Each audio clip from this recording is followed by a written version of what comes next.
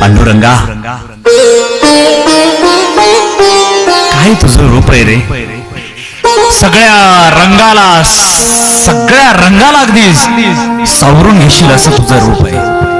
सावळ, ए सावळ विठ्ठला, ए माझ्या कृष्ण कन्हैया, ए माझा जगत जेता, तुझ्या दरबारातून परत माघारी निघावंसं वाटत नाही रे. पण कामगिरी हाती घेतली आहे, ती अधुरी राहिलेली कामगिरी तुझ्याच आशीर्वादानं मला पूर्ण करावी लागणार आहे.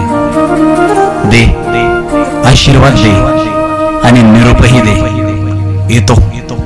काय पांडुरंगा, तुझं बरं आहे इथं कमरेवरती हात ठेवून उभा राहिलास, पण हे माझ्या डोळ्यात देखत माझा धर्म संकट आलेला मला सहन होत नाही. हे पखंडी लोकांची गर्दी झाली जरा. पांडुरंगा जरा त्यांचा बेत पाहावा म्हणतो. पांडुरंगा, पाखंडी लोकांचं खंडन करावे म्हणतो. आणि जरा धर्मावर संकट आलंय तर जरा धर्माचे पालन करावे म्हणतो.